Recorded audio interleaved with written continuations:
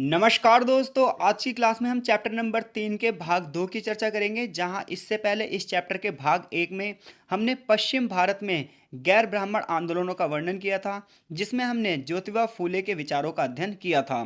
तो अगर आपने इस चैप्टर के भाग 1 को नहीं पढ़ा है तो सबसे पहले उसको जरूर पढ़िएगा, ताकि इस चैप्टर के अगले भाग को पढ़ने में आपके लिए आसानी हो। आज की क्लास में हम दक्षिण भारत में गैर ब्राह्मणवादी आंदोलनों की चर्चा करेंगे और साथ ही साथ हम ईवी रामास्वामी नायकर के विचारों का भी अध्ययन करेंगे। जैसा कि पिछले लेक्चर में हमने पढ़ लिया था कि भारत की जो सामाजिक व्यवस्था थी 19वीं शताब्दी में, वो जातिगत बंधनों से बंधी हुई थी। तो ऐसे में कुछ लोग ऐसे थे जो समाज सुधार के प्रति अपने आप को प्रतिबद्ध उन्होंने कर रखा था, और उन्होंने समाज सुधारों के प्रति एक खुली लड़ाई लड़ी, जिसमें वो समाज का पुनर्गठन फिर से करना चाहते थे। तो आज हम दक्षिण भारत में बात करेंगे और अलग अलग राज्यों में किस प्रकार से गैर ब्राह्मण जो आंदोलन थे वो चले और उसमें किन किन लोगों का योगदान था। तो सबसे पहले हम मद्रास की बात करते हैं। मद्रास की बात करोगे तो 3.3% हिंदू ब्राह्मण थे, जिन्हें अन्य जातियों से ऊंचा समझा जाता था। परंपरागत रूप से ये पढ़े लिखे होते थे और इसी वजह से इन्होंने जल्दी से इंग्लिश शिक्षा भी सीख ली। अंग्रेजी शिक्षा जल्दी से सीखने की वजह से इन्हें औपनिवेशिक काल में बहुत ज़्यादा प्रॉफिट हुआ। बड़े बड़े व्यावसायिक और नौकरशाही के पदों का इन्होंने भरपूर लाभ उठाया और अपने आप को इन्होंने ब्रिटिश शोषण से कहीं ना कहीं बचा लिया। ऐसे में जो गैर ब्राह्मण लोग थे उन्हें लगने लगा, उनके मन में बैर आ गया, उनके मन में जलन होने लगी कि यार जो ये ब्राह्मण हैं ये तो उच्च पदों पर जाते ही जा रहे हैं। इनकी शिक्षा व्यवस्था के माध्यम से इन्होंने जो शिक्षा पर मोनोपोली कर रखी है, इन्होंने जो शिक्षा पर एकाधिकार कर रखा है, इसकी वजह से जो ये ब्राह्मण हैं वो एक दिन सर्वोच्चता पर चले जाएंगे और हम लोग निम्न रह जाएंगे। नौकरी के अवसर ब्राह्मणों के लिए खुले रहेंगे और हमें नहीं मिल पाएगा कुछ भी। इसी वजह से लोग एक आंदोलन चलाएंगे दक्षिण भारत में, जिसका नाम होगा आत्मसम्मान आंदोलन। और जो आत्मसम्मान आंदोलन होगा ये बड़े पैमाने पर साउथ इंडिया की राजनीति को प्रभावित कर देगा। तो चलिए शुरू करते हैं और जानते हैं आत्मसम्मान आंदोलन के बारे में। तो 1887 से लेकर 1904 तक बहुत सारे ग्रंथों को प्रकाशित किया गया। तो देखो भाई, कभी भी आपको अगर समाज में सुधार लाना है तो समाज में सुधार लाने का सिर्फ और सिर्फ एक ही तरीका है, वह है विचारों की क्रांति। समाज में तर्कशील विचार आप लेकर आइए और आप समाज को देख लेना बदल दोगे। कुछ लोग आपकी आलोचना तो करेंगे लेकिन आप घबराना नहीं। तो 1887 से लेकर 1904 तक बहुत सारे ग्रंथ प्रकाशित हुए, यानी कि बहुत सारी किताबें लिखी गई। इनमें से कुछ तमिल क्लासिकल ग्रंथ थे, जैसे कि कुछ का नाम ऐसे है पत्तू पाटुटू, मड़ी मेखलाई और सिलप्पातीकारम। ये कुछ ऐसे ग्रंथ थे जिसमें सामाजिक नियमों के बारे में लिखा था। इन्हें क्लासिकल द्रविड़ सभ्यता का ग्रंथ भी कहा जाता है। इसके अलावा सबसे बड़ी बात यह है कि साउथ इंडिया में जो सबसे पहली बार तमिल संस्कृति को स्वतंत्र अस्तित्व की बात की, वो करी एक यूरोप का विद्वान था जिसका नाम था कॉल्डवेल। तो देखो, भारत में जो ये विरोधी भावना लेकर आए हैं ना, भारत को जो बांटने की भावना लेकर आए हैं, ये यूरोपीय लेकर आए हैं। ये जो ये था ना कॉल्डवेल, जिसके नाम के आगे हम विद्वान लगा रहे हैं, इस कॉल्डवेल ने सबसे पहली बार तमिल लोगों के मन में ये भावना ला दी कि आपका अस्तित्व तो स्वतंत्र है। और बाद में आगे चलकर तमिल विद्वानों ने इसका विस्तार किया, और आज भी हम देखते हैं कि किस प्रकार से भारत के एकीकरण में यह बहुत बड़ी बाधा है कि हर एक बंदा अपना अस्तित्व जो है वो स्वतंत्र समझता है। तमिल विद्वानों ने यह बताने की कोशिश करी कि हमारा सिद्धांत तो शैव सिद्धांत था, लेकिन जब आर्य जाति के लोग आए, आर्य जाति के लोगों ने भारत पर आक्रमण किया, आर्य जाति के लोगों ने जब पूरे पूरे भारत पर नियंत्रण कर लिया, तो उन्होंने शैववाद की परंपराओं से छेड़छाड़ करी। उन्होंने शैववाद की जो धार्मिक पद्धति थी उसे तोड़ मरोड़ कर पेश किया, क्योंकि पहले की व्यवस्था में कोई जातिगत व्यवस्था नहीं थी। तो ऐसे में जब आर्य जाति की वैदिक सभ्यता आई तो वैदिक सभ्यता ने लोगों का शोषण कर दिया और वर्ण व्यवस्था को शुरू कर दिया। तो तमिलनाडु में आत्मसम्मान आंदोलन की शुरुआत हो रही है ग्रंथों के माध्यम से, और यूरोपीय लोगों ने कहीं ना कहीं इनको भड़काना शुरू करा कि भैया देखो, आपकी जो व्यवस्था है वो व्यवस्था अलग व्यवस्था है उत्तर भारत से। तमिल व्यवस्था जो है, तमिल संस्कृति जो है वो अलग है। जस्टिस पार्टी की आगे चलकर एक स्थापना होगी 1916 में मद्रास में। जो गैर ब्राह्मण होंगे, यानी कि ब्राह्मण जाति को छोड़कर जो अन्य जातियां होंगी, ये लोग राजनीतिक रूप से सुधारों की मांग करेंगे और ये एक अपनी पार्टी बनाएंगे जिसे हम जस्टिस पार्टी के नाम से जानेंगे। जस्टिस पार्टी की बात करें तो इसमें मुसलमान, ईसाई, अछूत और जितने भी गैर ब्राह्मण थे, इन सब ने मिलकर जस्टिस पार्टी का गठन किया था। इस प्रकार से हम देख सकते हैं जो जस्टिस पार्टी का उद्देश्य था वो कहीं ना कहीं सिर्फ और सिर्फ ब्राह्मणों के खिलाफ था। चाहे इसमें अन्य लोगों को, अन्य धर्मों को भी जोड़ना पड़ जाए, चाहे मुसलमानों को जोड़ना पड़ जाए, ईसाइयों को जोड़ना पड़ जाए, अछूतों को जोड़ना पड़ जाए, और गैर ब्राह्मण जितने भी लोग थे ये सब लोग ब्राह्मणों के क्या हो गए, खिलाफ हो गए। T N Nair, P Thyagaraja Chetty, Natesa Mudaliar जैसे जो लोग थे वो जस्टिस पार्टी के संस्थापक सदस्यों में से एक थे। बड़े पैमाने पर शिक्षा व्यवस्था, लोक नियुक्ति और स्थानीय बोर्डों में इन लोगों के लिए छूट देने के प्रावधान की बात की गई कि भैया देखो, शिक्षा व्यवस्था में कुछ ही लोगों का आधिपत्य है, नौकरशाही में कुछ ही लोगों का आधिपत्य है, ऐसे में हम लोगों को कुछ छूट दी जानी चाहिए, हमें भी शिक्षा व्यवस्था के अंतर्गत आगे बढ़ने के लिए आरक्षण जैसा मुद्दा उठाना चाहिए। 1930 के अंतर्गत आते आते गैर ब्राह्मण जो वर्ग था उसका दृष्टिकोण बढ़ता चला गया, लेकिन आगे चलकर वो राजनीतिक गतिविधियों में चला गया। इसकी वजह से जो जस्टिस पार्टी का आधार था वो धीरे धीरे खत्म हो गया, यानी कि जो जस्टिस पार्टी पहले जातिगत व्यवस्था का विरोध करने आई थी वो धीरे धीरे करके राजनीति व्यवस्था का शिकार हो गई, वो धीरे धीरे सत्ता की प्राप्ति करने की चाहती थी। इसीलिए 1920 के दशक में जस्टिस पार्टी के अंदर खुद ही विरोध हो गया, और ये विरोध तो होना ही था, क्योंकि कुछ लोग तो चाहते थे कि समाज में सुधार आया जाए, जातिगत व्यवस्था को ख़त्म किया जाए, लेकिन कुछ लोग ये चाहते थे कि नहीं, हम क्या करें, किसानों के समूह की तरफ ध्यान दें, गरीबों की तरफ ध्यान दें। यानी कुछ लोग सिर्फ नौकरी चाकरी तक सीमित रहना चाहते थे, शिक्षा संस्थाओं में और नौकरी संस्थाओं में वो आरक्षण की मांग कर रहे थे, जबकि कुछ लोग कहते थे नहीं, हमें गरीबों के लिए काम करना है, हमें किसान समूहों के लिए काम करना है। तो इस प्रकार से जो जस्टिस पार्टी का आधार था वो अपने मतभेदों की वजह से क्या हो गया, टूट गया। आइए हम जानते हैं ईवी रामास्वामी नायकर के बारे में और उनके द्वारा चलाए गए आत्मसम्मान आंदोलन के बारे में। ईवी रामास्वामी नायकर की बात करो तो इन्हें पेरियार के नाम से भी जाना जाता है, और साउथ इंडिया में इनकी उतनी ही प्रसिद्धि है जितना कि भारत में गांधी जी की प्रसिद्धि है। तो ईवी रामास्वामी नायकर एक गांधीवादी थे। कम उम्र में ही इन्होंने जातिगत पवित्रता के नियमों का विरोध करना शुरू कर दिया था। ये ऐसे भोजों में भाग लेते थे, ऐसी जगह खाना खाना जाते थे जहां निम्न जाति के लोग भी होते थे। चूंकि ये गांधीवादी थे इसलिए इन्होंने हिंसा का सहारा नहीं लिया। इन्होंने आगे चलकर केरल के वैकोम में केरल की जो वाइकॉम नाम की जगह थी वहाँ पर इन्होंने सत्याग्रह में भी भाग लिया था। इन्होंने हरिजनों का जोरों से साथ दिया था। 1922 तक वो कांग्रेस के सदस्य भी थे। पेरियार ने पुराणों की विद्या को त्याग दिया था, यानी कि शुरुआत में इन्होंने पुराणों का ज्ञान लिया था, लेकिन उन्होंने देखा कि पुराणों में किस प्रकार से जातिगत व्यवस्था है उसे बढ़ावा दिया गया है, इसलिए उन्होंने पुराणों का विरोध किया। उनका यह मानना था कि जो पुराणों की विद्या है ये एक भ्रष्ट विद्या है। उन्होंने यहाँ तक कह दिया कि मनुस्मृति, धर्मशास्त्र और रामायण को जला दो।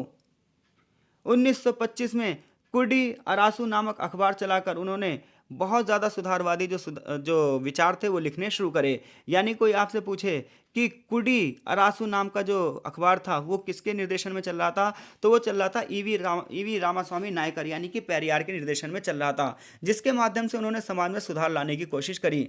आगे चलकर उन्होंने कांग्रेस कमेटी से अपना इस्तीफा दे दिया और पूरी तरीके से समाज के लिए वो कार्य करने लगे। 1925 में जब उन्होंने कांग्रेस छोड़ी तो उन्होंने ये कहा कि आज से मेरा काम कांग्रेस को भंग करना है। यानी कि शुरुआत में तो कांग्रेस के वो सदस्य थे, लेकिन आगे चलकर वो कांग्रेस के ही बहुत तगड़े विरोधी हो गए। कौन? ईवी रामास्वामी नायकर पेरियार। उन्होंने कहा आज से सिर्फ और सिर्फ मेरा काम है मैं कांग्रेस को बिल्कुल कांग्रेस को ख़त्म कर दूं। और शायद उन्हीं का प्रयास है कि 2014 के बाद कांग्रेस ना देखो अंत हो गया कांग्रेस का। हालांकि ये चीज़ मैं राजनीतिक व्यवस्था में नहीं ले जाना चाहूँगा। 1927 में वर्ण आश्रम धर्म के मुद्दे पर उन्होंने गांधी जी से भी नाता तोड़ लिया। यानी कि गांधी जी ने जब आगे चलकर हरिजनों की बात करी और आरक्षण की बात नहीं करी तो इन्होंने कहा गांधी जी भी जातिगत व्यवस्था के लिए काम नहीं करेंगे। इसलिए साउथ इंडिया में जो पेरियार है उनका नाम बड़े आदर से लिया जाता है। उसका रीज़न ये है इन्होंने अपने राजनीतिक लाभों को भी छोड़ दिया, कांग्रेस को छोड़ दिया, गांधी जी से ही मतभेद कर लिए। हालांकि शुरुआत में ये गांधीवादी विचारधारा से भी समर्थन रखते थे और कांग्रेस से भी समर्थन रखते थे। इससे आपको पता चलता है कि जब विचारधाराएं अलग होती हैं तो मनुष्य हमेशा के लिए चीज़ों से अलग हो जाता है। समाज के संबंध में उनके क्या विचार थे? तो पेरियार ने धर्म और समाज में ब्राह्मणों की सर्वश्रेष्ठता पर प्रहार किया। महाराष्ट्र में फूले की तरह इन्होंने भी जातिगत व्यवस्था की आलोचना करी। इन्होंने मौलिक समानता की बात करी, राइट टू इक्वलिटी की बात करी। इन्होंने मनुष्य की गरिमा की बात करी। इन्होंने कहा एक मनुष्य होने के नाते हर व्यक्ति जो है वो सम्मान का अधिकारी है, इसलिए मेरे आंदोलन का नाम होगा आत्मसम्मान आंदोलन। और आत्मसम्मान आंदोलन के जरिए मैं हर उस व्यक्ति को सम्मान दिलवाऊंगा जो कहीं ना कहीं सदियों से अछूतों की तरह जीवन यापन करने के लिए मजबूर था। अपने अखबार कुड़ी अरासू के माध्यम से इन्होंने बड़े पैमाने पर लोगों के बीच में अपने विचारों को बढ़ावा दिया और हर जगह स्वतंत्रता और समानता की बात करने लगे। पेरियार का कहना था धर्म और शास्त्र बुद्धिवाद के विरोधी हैं, धर्म और शास्त्र जो हैं विचारधारा के विरोधी हैं। अगर आप धर्म और शास्त्र के चक्कर में पड़े रहे तो आपकी जो लॉजिकल चीज़ें हैं वो कभी उभर कर सामने नहीं आएंगी। देखो ये बात बिल्कुल थोड़ी सी ठीक भी है, क्योंकि अगर मैं आपसे कहूँ इस ब्रह्मांड का संचालन कौन कर रहा है तो आपके पास दो तरीके हैं। पहला तरीका ये है, आप ये बोल दो नहीं, इस ब्रह्मांड का निर्माण जो है वो प्रभु ने किया है। हमारे या फिर अपने अपने धर्म के जो इष्ट हैं उनका नाम लेकर आप कह दो कि इस ब्रह्मांड का निर्माण भगवान ने किया है, या फिर इस ब्रह्मांड का निर्माण अल्लाह ने किया है, या इस ब्रह्मांड का निर्माण जो है यीशु ने किया है, या इस ब्रह्मांड का निर्माण गुरु जी ने किया है। ऐसे कोई भी बंदा कुछ भी कह सकता है। लेकिन दूसरा तरीका पता है क्या है, कि उसके साइंटिफिक नियमों का अध्ययन किया जाता है कि इस ब्रह्मांड की उत्पत्ति कैसे हुई होगी। इसके लिए साइंटिफिक वे में चीज़ें की जाती हैं। पहले पता है चर्च ये क्या कहते थे? पहले के अगर आप यूरोपीय हिस्ट्री को पढ़ोगे तो पहले चर्च ये कहते थे कि जो ये सूर्य है ना, ये पृथ्वी के चक्कर लगा रहा है। लेकिन जब कॉपरनिकस क्रांति हुई तब पता चला कि ये चीज़ें तो गलत हैं। तो जब भी आप धर्म के चक्कर में पड़ोगे ना, और धर्म धार्मिक शास्त्रों के चक्कर में पड़ोगे, तो आपकी जो बुद्धि है वो हर ली जाएगी। आप लॉजिकल नहीं हो पाओगे, आप ज्ञान विज्ञान को समझ ही नहीं पाओगे, आप तर्कशीलता को समझ ही नहीं पाओगे। इसलिए धर्म और शास्त्र का हमें अध्ययन करना चाहिए, लेकिन हमें धर्म और शास्त्र के माध्यम से पता है क्या चीज़ें सेट करके चलनी चाहिए। हमें धर्म और शास्त्र के माध्यम से जो उसके अच्छे विचार हैं, जैसे हर धर्म, हर शास्त्री कह रहा है, चाहे इस्लाम धर्म हो, चाहे हिंदू धर्म हो, चाहे ईसाई धर्म हो, चाहे पंजाबी धर्म हो, कोई भी धर्म हो, जैन हो, बौद्ध हो, हर एक धर्म पता है क्या कह रहा है? अहिंसा के मार्ग पर चलो, दूसरे की सेवा करो, परोपकार करो, हर एक आत्मा में परमात्मा है उसका सम्मान करो, दिन में जकात बांटो, दीन दुखियों को मदद करो। हर एक धर्म ये कह रहा है। किसी धर्म में नहीं लिखा कि महिलाओं पर अत्याचार करो, किसी धर्म में नहीं लिखा कि लोगों पर अत्याचार करो, किसी धर्म में नहीं लिखा कि लोगों से भेदभाव करो। फिर लोग धर्म को क्यों, जो धार्मिक कट्टर अपने आप को कहते हैं, फिर वो ऐसा क्यों नहीं करते हैं? उन्होंने धर्म को गैर ब्राह्मणों और स्त्रियों के लिए पीड़ित और जिम्मेदार ठहराया। उनका कहना था कि आज जो स्त्रियों की पीड़ित व्यवस्था है वो सिर्फ और सिर्फ धर्म की वजह से है। उन्होंने पुरोहित वर्ग का पूरी तरीके से विरोध किया। एक सामाजिक कार्यकर्ता के रूप में नायकर का जो योगदान है वो बहुत बड़ा योगदान है। उन्होंने धर्म को अस्वीकार कर दिया, स्त्रियों की आर्थिक स्वतंत्रता की बात की, विधवा विवाह के लिए उन्होंने अपना योगदान दिया, मानव और शास्त्रों के अधिकार को उन्होंने चुनौती दे दी। पेरियार ने कहा स्त्रियों को जो विशेष अधिकार होता है, स्त्रियों को विशेष अधिकार तलाक का होता है। क्यों? क्योंकि हमारे सभी विवाह कानून स्त्रियों को दासी बनाने के लिए तैयार किए गए हैं। जितने भी अनुष्ठान हैं उसमें वास्तविकता को छिपाया गया है, क्योंकि हर व्यक्ति का ये अधिकार है कि वो सुख, गरिमा और स्वतंत्रता से अपना जीवन जिए, और अगर उसे सुख, गरिमा और स्वतंत्रता किसी चीज़ से नहीं मिली तो उसे उस चीज़ को छोड़ देना चाहिए। इसलिए उन्होंने तलाक के नियमों को बहुत ज़्यादा आगे बढ़ाया। इतना नहीं, आत्मसम्मान आंदोलन के माध्यम से उन्होंने स्त्रियों के अधिकारों की बात भी करी। उन्होंने पितृसत्ता पर भी क्या है विवाद किया। लेकिन पेरियार के विचारों की अगर सीमाएं देखें तो पेरियार के विचार जो थे वो छोटे शहरों तक ही सीमित थे, ग्रामीण क्षेत्रों तक ही सीमित थे, केवल उच्च लोगों तक ही सीमित थे। जो निम्न वर्ग थे, जो गरीब लोग थे, उस तक इनका पहचान नहीं गई। इसके अलावा स्त्रियों के उत्थान के प्रति उनकी जो लड़ाई थी वो रुकावट थी, क्योंकि चाहे निम्न जाति के लोग हों, चाहे उच्च जाति के लोग हों, चाहे धनी हो, चाहे गरीब हों, हर किसी ने स्त्रियों का शोषण किया है। और ऐसे में कोई भी समाज ये नहीं चाहता था कि स्त्रियों का उत्थान हो। इस वजह से जो नायकर थे वो कुछ वर्गों तक ही सीमित होकर रह गए थे। संस्कृति और समाज में परिवर्तन तो लाना चाहते थे, द्रविड़ों की मानसिकता में बदलाव तो लाना चाहते थे। यानी कि साउथ इंडिया के जो लोग हैं, देखो उनके लिए वो द्रविड़ भाषा के लोग हैं और वो द्रविड़ संस्कृति कहलाती है। समझ गए बात को? कहीं आप राहुल द्रविड़ को समझने लग जाओ कि राहुल द्रविड़ जो क्रिकेट खेलता था वो द्रविड़ संस्कृति, ऐसा नहीं है। द्रविड़ संस्कृति साउथ इंडिया की संस्कृति है जिसे द्रविड़ भाषा कहा जाता है। तो इन्होंने दास्ता की स्वतंत्रता के लिए अपने आत्मसम्मान को चलाया तो था, लेकिन ये जो आंदोलन है ये कागजों में सिमट कर रह गया। समाज में इसकी ज़्यादा कोई चीज़ दिखाई दी नहीं, इनके जो विचार थे वो कागजों में रह गए। यानी कि समाज में जो है सामाजिक स्तर पर सुधार नहीं ला पाए, सिर्फ किताबों में ही दर्ज होकर रह गए। हालांकि आज़ादी के बाद डीएमके जो पार्टी बनी है उस पार्टी के बनने में कहीं ना कहीं इनका ही बड़ा योगदान है। और आज साउथ इंडिया की राजनीति में डीआईएमके और एआईडीएमके जो पार्टियां हैं, द्रविड़ मुनेत्र कड़गम और ऑल इंडिया द्रविड़ मुनेत्र जो कड़गम हैं, ये पार्टियां साउथ इंडिया की राजनीति में एक महत्वपूर्ण भूमिका निभा रही हैं। और इन पार्टियों के योगदान में कहीं ना कहीं नायकर का बहुत बड़ा योगदान है। अब हम आंध्र और कर्नाटक के गैर ब्राह्मण आंदोलन के बारे में चर्चा करेंगे और उसके बाद ये चैप्टर फिनिश हो जाएगा। सेम आंध्र की भी सीन यही होगा। आंध्र प्रदेश में जो है यहाँ पर ब्राह्मणोत्तर उद्यम शुरू किया जाएगा, जिसका मतलब यह है कि गैर ब्राह्मण जो जाते हैं वो आंदोलन करेंगी। इस आंदोलन में कम्मा, रेड्डी, ब्लीजा और वेल्मा जैसे गैर ब्राह्मण समूह होंगे। यानी कि आंध्र प्रदेश में आंदोलन कौन चलाएगा? वो जनजातियाँ चलाएंगी जो गैर ब्राह्मण होंगी, जिसमें कम्मा होंगे, रेड्डी होंगे, बलीजा होंगे, वेल्मा होंगे। ये जो हैं बंदे, ये सामाजिक और सांस्कृतिक उत्थान की बात करेंगे। इतना ही नहीं, ये ज़मींदारी का शोषण भी करें और ज़मींदारी व्यवस्था का जो है विरोध भी करेंगे, जिसकी वजह से गरीबों का शोषण हुआ था। ये इसके साथ साथ अनुष्ठानों और सरकारी नौकरियों में जो ब्राह्मणों का दबदबा था उस पर भी प्रहार करेंगे। इनके आंदोलन का कारण ये था क्योंकि इन सभी लोगों को समाज के वो लाभ नहीं मिल पा रहे थे जो लाभ उच्च वर्ग के जमींदारों को और धनी वर्ग के लोगों को और ब्राह्मणों को मिल रहे थे। इसी वजह से, इस जलन की वजह से इन लोगों ने आंदोलन शुरू किया। कौन कौन लोग थे? कम्मा, रेड्डी, बलिजा और वेलमा जनजातियां जो थीं। इसके अलावा और भी कुछ घटनाएं हैं जिसकी वजह से आंध्र में आत्मसम्मान आंदोलन चला। पहली बात तो ये थी कि ब्राह्मण शिक्षकों ने कम्मा जाति के विद्यार्थियों को वेदों का अध्ययन करने के लिए मना कर दिया। यानी कि आंध्र में आत्मसम्मान आंदोलन हुआ ही क्यों? कम्मा, रेड्डी और बलिजा जैसे लोगों को ऐसा लगा ही क्यों कि उन्हें अपमानित किया जा रहा है। उसका सबसे पहला कारण ये था कि कम्मा जाति के लोग वेदों का अध्ययन करना चाहते थे, लेकिन कम्मा जाति के लोग जो वेदों का अध्ययन करना चाहते थे उसका ब्राह्मण शिक्षकों ने विरोध किया। कृष्णा जिले की बात है, ब्राह्मणों ने कम्मा जाति द्वारा उनके नाम को बदलकर, क्योंकि कम्मा जाति के जो लोग थे वो अपने नाम के पीछे चौधरी लगाते थे, तो ब्राह्मणों ने कहा तुम अपने नाम के पीछे चौधरी क्यों लगाते हो? अपने नाम के पीछे दास लगाया करो, तुम्हें पढ़ने लिखने की अनुमति नहीं है। कम्मा जाति के लोग संस्कृत पढ़ना चाहते थे, लेकिन ब्राह्मणों ने उनका विरोध कर दिया। तो इन सब चीज़ों की वजह से ना आंध्र प्रदेश में लोगों को लगने लगा क्या कि यार हम लोग अपमानित हैं क्या? तो अगर हम अपमानित हैं तो हम आत्मसम्मान आंदोलन चलाएंगे। 1916 की बात है, गुंटूर जिले में कोल्लूर गांव में शूद्र शब्द का अर्थ निश्चित करने के लिए जो इंग्लिश में पढ़े हुए उच्च जाति के लोग थे, इन लोगों ने एक मीटिंग बिठाई। उन्होंने कहा ये जो राम है, ये कृष्ण हैं, ये लोग पता है क्या है, ये बेकार की चीज़ें हैं। क्यों? क्योंकि इन्होंने कहा कि इन्होंने भी कभी भी जो निम्न जातियां थी उनके लिए कुछ भी नहीं किया। उन्होंने कहा शूद्रों को तो हमेशा शोषण किया है। पता है इन लोगों ने क्या तक मान लिया? इन लोगों ने तो ये भी मान लिया कि जो महाभारत हुई थी, महाभारत में इन्होंने पता है क्या कहा कि महाभारत में जो पांडव थे वो गलत थे, जबकि कौरव जो थे वो सही थे।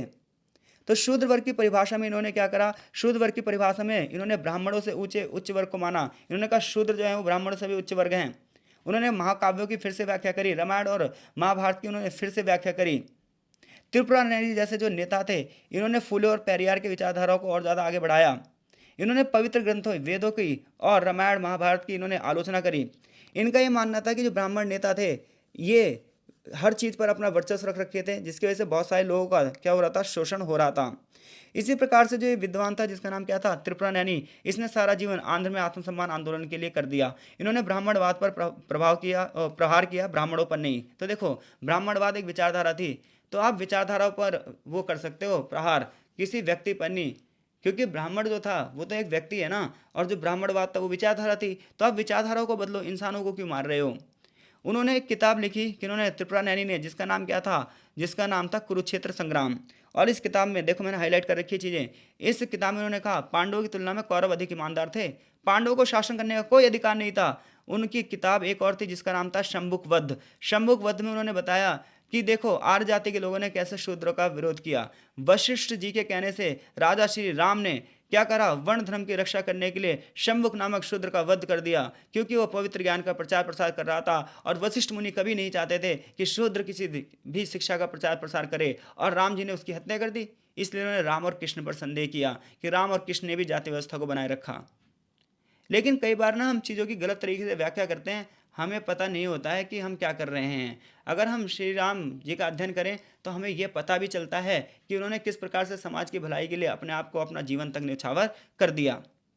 इसी प्रकार से कम्मा जाति के लोगों ने भी सामाजिक व्यवस्था के में सुधार लाने के लिए विरोध किया। तो कुल मिलाकर देखा जाए तो आंध्र आंदोलन में जो आत्मसम्मान आंदोलन चला, उसमें जो ब्राह्मणीय ग्रंथ थे उनका विरोध किया गया, आधुनिक शिक्षा की बात की गई, शिक्षा संस्थाओं में आरक्षण की बात की गई, बहुत बड़े पैमाने पर गैर ब्राह्मण लोगों के अंदर जागरूकता पैदा की गई। लेकिन इस आंदोलन का सबसे बड़ा दोष ये था कि ये भी केवल उच्च वर्ग तक सीमित रहा, धनी वर्ग तक सीमित रहा, जमींदार वर्ग तक सीमित रहा, जबकि जो निम्न तबके के हरिजन थे, जो बहुत गरीब लोग थे, जो वास्तव में दीनहीन थे, वो कुछ ना कर पाए। इन सबसे हमें यही पता चलता है कि कोई भी आंदोलन हो उससे सिर्फ धनी लोगों को फायदा होता है, गरीब तो आज भी गरीब रहा। क्योंकि अगर ये आंदोलन वास्तव में कुछ कर पाते तो आज आज़ादी के इतने साल बाद भी गरीब गरीब नहीं होता, आज गरीब की स्थिति अच्छी होती, आज भी निम्न लोग निम्न नहीं होते और आज भी उच्च लोग उच्च नहीं होते। तो ये सब चीज़ें कागजों में रह गई, और जो लोग ये कर रहे थे वो सिर्फ अपना खुद का प्रॉफिट देख रहे थे, और उनका खुद का ही प्रॉफिट हुआ, और बाकी लोग आज भी कुछ नहीं कर पाए। कर्नाटक के गैर ब्राह्मण आंदोलन की बात करो तो कर्नाटक के अभी चुनाव हुए थे, और आपने एक नाम सुना होगा, वोक्कालिक्का जनजाति। तो कर्नाटक में वोक्कालिक्का जनजाति थी, ठीक है। इतिहासकारों का कहना है कि ये इस वजह से थी क्योंकि यहाँ पर भी जो गैर ब्राह्मण लोग थे इनका शोषण हुआ था। यहाँ पर एक और जनजाति थी जिसका नाम था लिंगायत। तो लिंगायत जो लोग हैं वो शिव जी की लिंग के रूप में पूजा करते हैं, और अपने स्कंध पर छोटा सा लिंग भी धारण करते हैं। तो जो वोक्कालिक्का जनजाति थी, इसने एक संघ बनाया, और उस संघ का नाम क्या था? कोक्कालिकार। तो ये संगठन जो था वो गैर ब्राह्मणी आंदोलन के लिए था। इनका भी वही मुद्दा था जो अब तक हमने पढ़ा है। बस आप ये ध्यान रखना, वोक्कालिका और लिंगायत।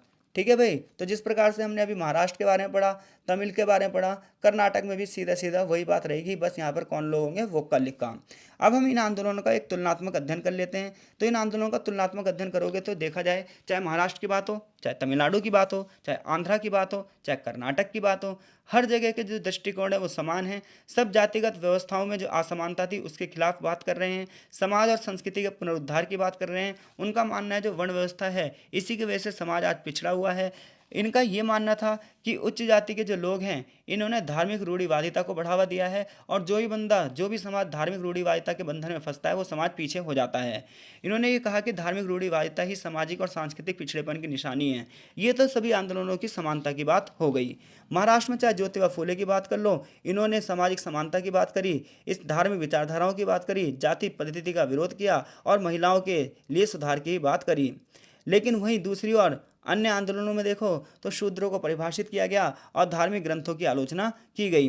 फिर भी इन आंदोलनों की एक कमी थी, खासतौर पर ज्योतिराव फूले की जो कमी थी वो ये थी कि वो ब्रिटिश शासन का समर्थन करते थे। वो ये कहते थे कि ब्रिटिश शासन ही समाज में सुधार ला सकता है, इसलिए ब्रिटिशर्सों का शासन हमेशा से रहना चाहिए। लेकिन वो ब्रिटिश शासन के वास्तविक चीज़ को समझ नहीं पाए, क्योंकि इनकी जो सोच थी ना वो सिर्फ और सिर्फ धर्म के आधार पर ही रह गई। इन्होंने इकोनॉमी के हिसाब से सोचा ही नहीं कि किस प्रकार से अंग्रेज हमारा आर्थिक रूप से शोषण कर रहे हैं, किस प्रकार से अंग्रेजों की वजह से किसान दरिद्र से दरिद्र होता गया, हमारा समाज किस प्रकार से पिछड़ता गया। तो ये इतना नहीं सोच पाए, क्योंकि इन लोगों की जो सोच थी वो धार्मिक और जातिगत चीज़ों तक ही रह गई। इसी प्रकार से महाराष्ट्र के आंदोलन की तुलना करोगे तो आपको पता चलेगा, पेरियार का जो आंदोलन था वो सिर्फ और सिर्फ उच्च वर्गों तक ही रहा, जबकि निम्न वर्गों तक नहीं रहा। सेम यही चीज़ आंध्रा में होगी। आंध्र में भी जो है उच्च जाति के जो लोग होंगे, कि उच्च जाति कह रहा हूँ, सॉरी, उच्च वर्ग के जो लोग होंगे, जो पैसे वाले लोग होंगे, केवल वहीं तक ये आंदोलन सीमित रहेगा, जबकि निम्न वर्ग को उनका कोई फायदा नहीं मिलेगा। कुल मिलाकर जितने भी आंदोलन थे, ये आंदोलनों का सिर्फ एक ही उद्देश्य था कि जातिगत व्यवस्था समाप्त हो जाए और इन लोगों को भी समाज में उस धारा में लाया जा सके जिस धारा में ब्राह्मण हैं। साथ ही साथ नौकरियों में, शैक्षिक संस्थानों में आरक्षण मिले, और इसी के लिए आगे चलकर मांग उठती गई। लेकिन ये मांग आज तक उठ रही है और ये मांग कल भी उठेगी, जब तक एकता नहीं आएगी, जब तक लोग एजुकेटेड नहीं होंगे, जब तक लोग पढ़कर पास नहीं होंगे, तब तक लोगों में विचारधारा नहीं आएगी, तब तक लोग लॉजिकल नहीं होंगे। जवाब तो हर कोई दे देता है, लेकिन उस जवाब के पीछे एक लॉजिक होना चाहिए। लॉजिक किताबों से ही आता है, और पढ़कर समझकर जो लोग पास होते हैं, पढ़कर समझकर जो लोग डिग्रियां लेते हैं, वही लोग समाज में क्रांतिकारी बदलाव लाते हैं। बाकी तो सब पास होकर नौकरी की तैयारी करते हैं और उसके बाद भी उन्हें नौकरी नहीं मिलती है। मिलते हैं आपसे चैप्टर नंबर 4 में। आई होप सो चीज़ आपको समझ में आ रही होंगी। कमेंट बॉक्स में कमेंट ज़रूर करना। कहीं पर भावनाओं में अगर कोई गलती हो जाए तो उसके लिए माफ़ कर दिया करो भाई, ठीक है? क्योंकि जो मैं हूँ, मैं फीलिंग और इमोशंस के साथ पढ़ाता हूँ। मेरा उद्देश्य सिर्फ किताबों के शब्दों को पढ़ना नहीं होता। मिलते हैं आपसे चैप्टर नंबर 4 में, जिसका नाम होगा भारतीय राष्ट्रीय कांग्रेस की स्थापना। तब तक के लिए आपका बहुत बहुत धन्यवाद।